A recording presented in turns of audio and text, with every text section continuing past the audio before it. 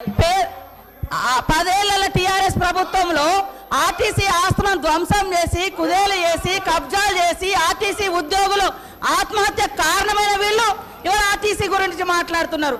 అదే కాకుండా పేదవాళ్ళు ఎక్కేది ఆర్టీసీ బస్సులు.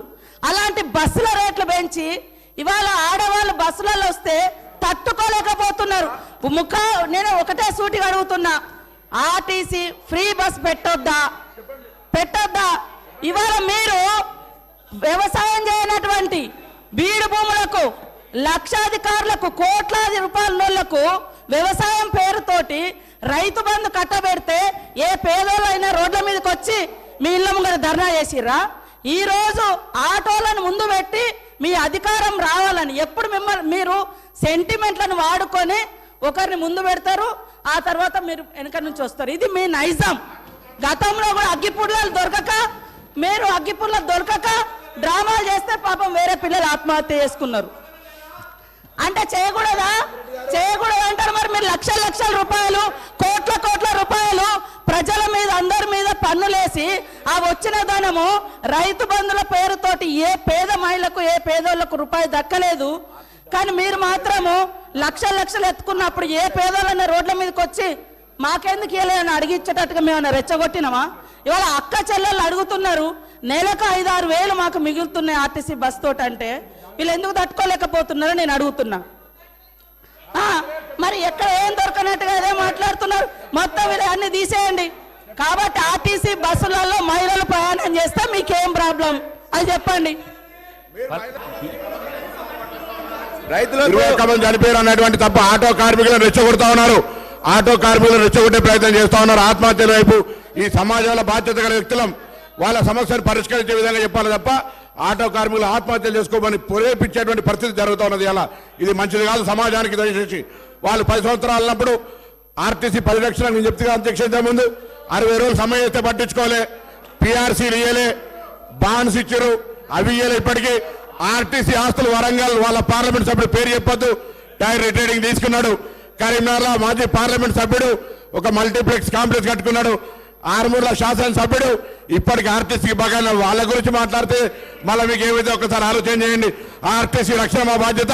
10 ఏళ్ళు ఎన్నడూ కూడా ఆర్టీసీ కార్మికుల పట్ల ఆలోచించిన వాళ్ళు ఒక రిటైర్డ్ ఎగ్జిక్యూటివ్ డైరెక్టర్ ముఖ్యమంత్రి గారు బంధువు చెప్పిందే చెప్తే మీకు వినబుద్ధి కాకపోతే ఏం చేస్తామే? 4 ఏళ్ళు ఎండీ పెట్టుకున్నారు, 4 ఏళ్ళు మెయింటెనెన్స్ పెట్టుకొని ఆర్టీసీని నిర్వీర్యం చేసిన అధ్యక్ష. ఇవాళ నేను చెప్తా ఉన్నా, ఇలా ఆర్టీసీ మంత్రిగా ప్రభుత్వం పూర్తి స్వేచ్ఛ ఇచ్చింది. ఆర్టీసీ సంస్కరణ, అనేకమైనటువంటి సాంకేతిక విప్లవం, నూతన బస్సులు, అదేవిధంగా మహిళలకు పరిష్కరిస్తే మాకు ఎందుకో అర్థమవుతలేదు. ఆ మహిళ మా అక్క చెల్లెళ్ళు గౌరవ శాసనసభ్యులన వాళ్ళకు కనీసం ఆలోచన విధానాన్ని మార్పు చేయమని కోరుతా ఉన్నా. మహిళలకు బస్ సౌకర్యం ఇస్తే ఎందుకు ఇబ్బంది అవుతుందో తెలియదు. ఆటోలను రెచ్చగొడతా ఉన్నారు. ఏంది ఆటోలకు గిరాకీ మేము ఎక్కడ దెబ్బతీసినాం? ఆటోలకు కూడా మా ప్రభుత్వం ఎన్నికల హామీ ఇచ్చింది. దాని వైపు కూడా ఆలోచన చేస్తా ఉన్నాం. ఆటోలకు న్యాయం చేసే బాధ్యత మాది. దయచేసి లేనిపోని అపవాదు అనవసరమైనటువంటి ఆటో కార్మికులను ప్రేరేపించి అధ్యక్ష వీళ్ళని ఆటోలు ఎక్కిరు అధ్యక్ష. ఆటోలు ఎక్కి బెంచ్ కారు నేను చెప్తే ఫ్యూడలిస్టిక్ మెంటాలిటీ ఉన్న వాళ్ళు ఆటో కార్మికులను అవమానపరుస్తా ఉన్నారు. ఇది మంచిది కాదనేటువంటి మాట మళ్ళొక్కసారి ఆటో కార్మికుల పక్షాన ఒక బీసీ బిడ్డగా అందులో ఉన్నటువంటి వృత్తి చేసుకునే మైనార్టీ ఎస్సీ ఎస్టీ బీసీలను అవమానపరుస్తా ఉన్నారు. ఇది మంచిది కాదని అధ్యక్ష.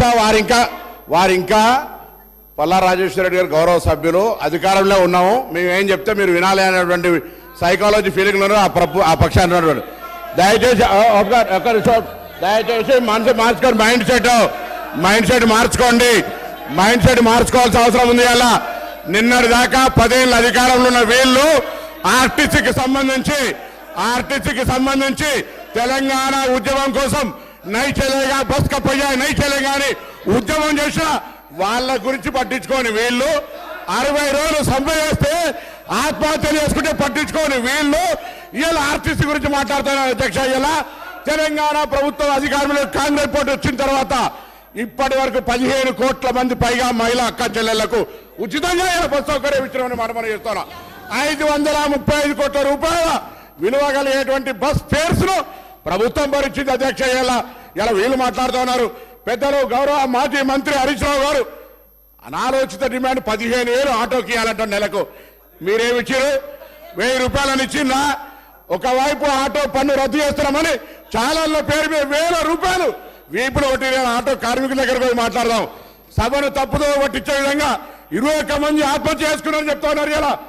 అవన్నీ కూడా మీరు అనవసరంగా ప్రేరేపించి వాళ్ళని మన దగ్గర ఎక్కడ కూడా ఇలా సార్ మేము ఆటో బస్సు ప్యాసింజర్ ఇంటికి పోతలే, ఆటో బస్సు బస్ స్టాండ్కు ఆటో వాళ్ళను బస్ స్టాండ్కి తీసుకొచ్చే బాధ్యత ప్రజలను ఆటోనే బస్ స్టాండ్కి తీసుకొస్తా ఉన్నది. బస్సు ప్యాసింజర్ ఇంటికి పోతలేదు. మారిపోయింది ఎక్కడ అధ్యక్ష? మీ మహిళలకు మీకు నిజంగా ధైర్యం ఉంటే మీ ప్రభుత్వంలో ఉన్నటువంటి వాళ్ళు చేయలే. మేము ఇలా తెలంగాణ అక్క చెల్లెలకు కూర్చొని వద్దా చెప్పండి. మీరు వ్యతిరేకిస్తున్నారో చెప్పండి. స్పష్టంగా చెప్పకుండా దొంగ తిరుగుడు ఎవరేమో ఇలా దయ్యాలు వేదాలు వాళ్ళు ఇచ్చినట్టు పెద్ద పెద్ద దొరలు ఆటోలో వస్తా ఉన్నారు. ఎన్నడూ పెంచి కార్లు దిగిన వాళ్ళు ఆటోలో వస్తా ఉన్నారు. ఆటో కార్మికులను అవమానపరుస్తా ఉన్నారు. ఆటో కార్మికులు కూడా తెలంగాణ బిడ్డలు, తెలంగాణ కోసం ఉద్యమించారు. అహంకార ఫ్యూడల్స్ ఆటోలు వస్తా ఉన్నారు. ఏం ఫ్యూడలిజం ఇది? ఆటో జీవనోపాధిగా నడుపుకుంటే ఈ ఫ్యూడల్స్ ఆటోలో వచ్చి ఆటో కార్మికులు అవమానపరుస్తారా? ఈ ఫ్యూడల్స్ ఆటో కార్మికులు అవమానపరుస్తున్నారు అధ్యక్ష. ఇది మంచిది కాదు. దయచేసి చెప్తాను. ఇలా తాపక గారు కూడా ఆర్టీసీకి సంబంధించి ప్రక్షాళన చేస్తాం అధ్యక్ష. తమ బంధువులు అని చెప్పుకొని ఎగ్జిక్యూటివ్ రిటైర్డ్ డైరెక్టర్ ను 4 సంవత్సరాలు ఎండి పెట్టి అధ్యక్ష. ఎగ్జిక్యూటివ్ డైరెక్టర్ రిటైర్మెంట్ అయిన 4 సంవత్సరాలు ఎండి. ఆటో 60 రోజులు సమ్మె చేస్తే పట్టించుకునే వాళ్ళు వీళ్ళు మా గురించి మాట్లాడేది. కొత్త బస్సులు కొంటున్నాం. ఆటో కార్మికులు, రిక్షా వాళ్ళ ఇలా ఆర్టీసీ కార్మికుల సంక్షేమం మా బాధ్యత. ఆర్టీసీ కార్మికులకు 2013లో ఉన్న బాండ్స్ ఇలా మా ప్రభుత్వం ఆలోచన చేస్తుంది అధ్యక్ష. అందుకే దయచేసి సభను తప్పుదో పట్టించే విధంగా, ఆటో కార్మికులు రెచ్చగొట్టే విధంగా మాట్లాడే మాటలు ఆలోచించని గౌరవ సభాపతి దృష్టి కోరుతా ఉన్నాను. పల్లా రాజేశ్వర రెడ్డి గారు ఈ విధంగా బెదిరిస్తూ ఒక్క నిమిషం. పల్లా రాజేశ్వర రెడ్డి గారు ఒక్క నిమిషం సార్.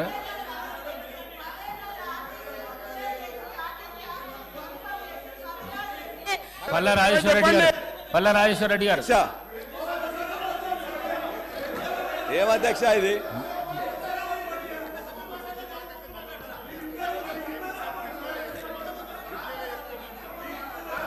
అధ్యక్ష, ఇప్పుడు ముఖ్యమంత్రి గారిని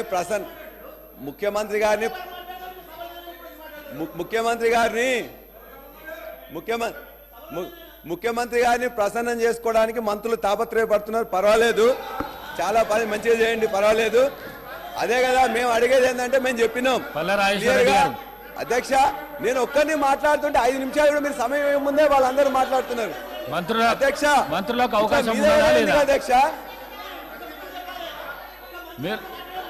ఒకటే హరీష్ రావు గారు, మీరు కూడా గత సీనియర్ సభ్యులు మేమేం మాట్లాడాలి అధ్యక్ష. అధ్యక్ష ఒక్క నిమిషం.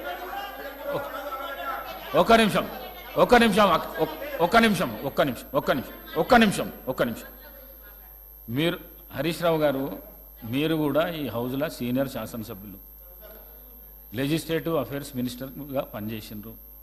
సభా ప్రాంగణంలో ఏమవుతున్నది అనేది అందరికంటే ఎక్కువ మీకు తెలుసు. కానీ మీరు కూడా మధ్యలో కామెంట్ చేస్తే ఇప్పుడు శ్రీధర్ బాబు గారు మాట్లాడతామని అన్నప్పుడు మీరు అట్లెట్లా ఇస్తారు అని అంటున్నారు. వారు లెజిస్లేటివ్ అఫైర్స్ మినిస్టర్, వారికి అధికారం ఉన్నది. ఇంటర్ఫియర్ అయిపోయి క్లారిఫికేషన్ ఇచ్చే అధికారం ఉన్నది. మరి పల్లా రాజేశ్వర రెడ్డి గారు అధ్యక్ష, మేము మరలా ఇప్పుడు ముఖ్యమంత్రి గారు ఇంతకుముందు నేను మాట్లాడినప్పుడు సభలో లేరు కాబట్టి వాళ్ళందరూ కూడా కొద్దిగా వక్రీకరణ చెప్తున్నారు. మీరు చేస్తున్న ఏదైతే సబ్జెక్ట్ మాట్లాడండి. సబ్జెక్ట్ మీద అధ్యక్ష 6 గ్యారంటీల్లో 13 అంశాల్లో ఉన్న మహిళల బస్సు పథకం ఏదైతుందో దాన్ని మేము ఆహ్వానిస్తున్నాం. దానికి కావాల్సిన బస్సులు పెంచాలని చేస్తున్నాం. వాళ్ళందరూ కూడా మంచిగా బ్రహ్మాండంగా ఈజీగా పోయేటట్టు చూడాలని చూస్తున్నాం. ఏదైతే ఆర్టీసీ గవర్నమెంట్ ఉద్యోగులుగా మేము చెప్పినామో వాళ్ళందరికీ కూడా వెంటనే వాళ్ళకు ఉద్యోగాలు కూడా గవర్నమెంట్ ఉద్యోగస్తులుగా గుర్తించాలని చెప్పి కూడా కోరుతున్నాం. అదేవిధంగా ఇవాళ 6.5 లక్షల మంది ఆటో డ్రైవర్లు ఇవాళ నష్టపోతున్నారు. కాబట్టి చనిపోయిన 21 మంది డ్రైవర్లకు వాళ్ళ యొక్క కుటుంబాలకు దయచేసి 20 లక్షలు ఎక్స్గ్రేషియా ప్రకటించాలని, వారి యొక్క కుటుంబం జీవనం సాగించడానికి 10,000 రూపాయలు ఇవ్వాలని చెప్పేసి ముఖ్యమంత్రి గారిని కోరుతున్నాం. Please please please please. అదేవిధంగా అధ్యక్ష, ఇవాళ